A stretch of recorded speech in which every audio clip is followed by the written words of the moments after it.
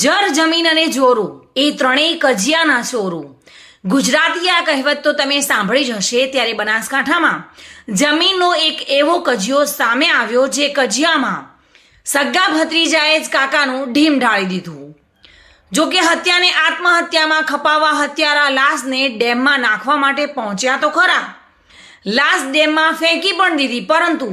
લાશ ફેંકી ભાગવા ગયા અને ત્યાં જ થયું એવું કે આખા હત્યાના રેકેટનો ભાંડો ફૂટી ગયો અને હત્યારા પોલીસને હાથે ઝડપાઈ ગયા। એવું તો થયું શું કે ભત્રીજાને કાકાની હત્યા કરવી પડી અને આખરે આ હત્યાનો ભાંડો ફૂટ્યો તો કેવી રીતે ફૂટ્યો આવો જોઈએ અમારા આ ખાસ અહેવાલમાં। બનાસકાંઠાના પાલનપુરના સાંગલા ગામે જમીન મામલે એક વૃદ્ધની હત્યાની ઘટના સામે આવી છે। મૂળાભાઈ ભેમાભાઈ ભૂતળિયા પોતાના ભત્રીજાઓ સાથે પાલનપુરના સાંગલા ગામે આવેલા ખેતરમાં રહેતા હતા। જો કે મૂળાભાઈના લગ્ન ન થયેલ હોય, તેમને કોઈ સંતાન ન હતું અને તેને જ કારણે અવારનવાર જમીન મામલે તેમના ભત્રીજા ગુવા સાથે તકરાર થતી હતી। જો કે ગઈકાલે ગુવાએ તેના કાકા સાથે તકરાર કરી અને ત્યારબાદ પોતાના જ ખેતરમાં ભાગ્યા તરીકે કામ કરતા ચેલા સકરાભાઈ ભાગોરાને સાથે રાખીને મૂળાભાઈને ગળે ફાંસો આપી મોતને ઘાટ ઉતારી દીધા હતા અને ત્યારબાદ તેમના મૃતદેહને પોતાની સ્કોર્પિયો કારમાં નાખી બહાર જવા નીકળ્યો। જો કે કાકાને બેહોશ હાલતમાં કારમાં નાખતા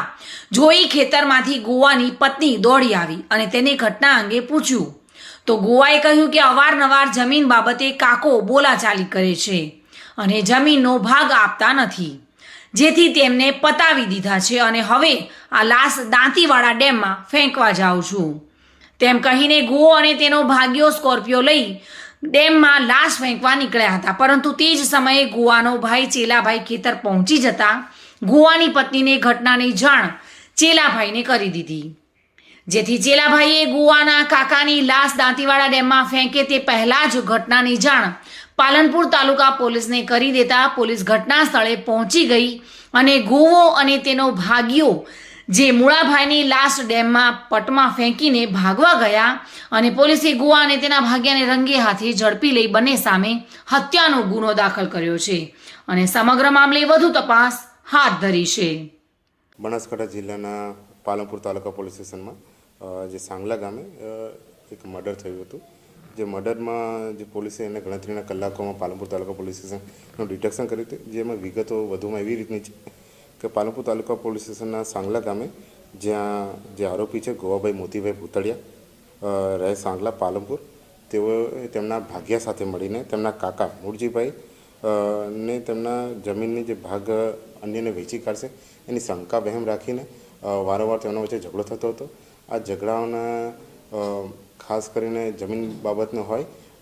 તેમને ગઈકાલે પોતાના ભાગ્ય સાથે મળીને તેમનો જ્યારે એકાંતમાં રસ્સાના વડે એનો ગળોના ટૂંપો દઈને તેમને એનું મરણ નિપજાવેલ હતું। આ સમગ્ર ઘટના બાદ તેમને તે સાંગલા ગામેથી ભટામલ ગામે જે દાંતીવાડા ડેમ આવેલો છે ત્યાં તેમને સ્કોર્પિયો ગાડી GJ06 CB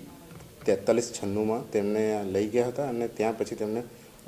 બોડીનો નિકાલ કરવા માટે જે શરીર છે એનો નિકાલ કરવા માટે ત્યાં લઈ ગયા હતા। આ દરમિયાન જે ફરિયાદી છે તેમને પોલીસને જાણ કરી હતી અને તત્કાલિક તે જ સમયે ત્યાંના જે બીટ જમાદાર અને Palanpur taluka police station PI PV Chaudhary, PSI Shri RJ Sindhi, ASI Abad Khan Navrang Khan અને અનામ હેડ કોન્સ્ટેબલ રમેશભાઈ કલાભાઈ અને શૈલેષભાઈ દાનાભાઈ, તેઓએ ઝડપથી તેમને ત્યાં જ સ્કોર્પિયો ગાડી જોડે તેમના ડ્રાઈવર અને આરોપીની ગણતરીના કલાકોમાં અટક કરી હતી અને આ જે સમગ્ર બનાવ છે જેમાં ખાસ એના જમીનનું મૂળભૂત પ્રકરણ જોડાયેલું છે, તેમાં આરોપીઓની અટક કરીને કાયદેસરની કાર્યવાહી અત્યારે હાલ પાલનપુર તાલુકા પોલીસ કરી રહી છે અને સમગ્ર જે પાલનપુર તાલુકા ટીમે આ ઉત્કૃષ્ટ રીતે ખૂબ જ ગણતરીના કલાકોમાં ડિટેક્શન કરીને ખૂબ સારી કામગીરી કરેલી છે। જે સમગ્ર આખો જે ભેદ છે એમાં જે આ જે ડેમ છે ત્યાં ઓલરેડી જ્યારે આ નિકાલ કરવાનો હતો તેની આપણા ફરિયાદી તરફથી બી જે આપણને પોલીસને જાણ થઈ હતી અને ડેમના વિભાગ તરફથી બી પોલીસને એ બાબતે શંકાસ્પદ જાણ થઈ હતી કે તેમાં તાત્કાલિક ગણતરીની મિનિટોમાં જ પોલીસ દ્વારા ત્યાં પહોંચી જઈને અને આ ગાડી અને જે આ મરણ જનાર છે એમની ડેડ બોડી એને રિકવર કરવામાં આવી હતી, જેમાં ખૂબ જ ઝડપથી આ કાર્યવાહી કરવામાં આવેલી હતી. Reena Parmar, bureau report, today Gujarati news.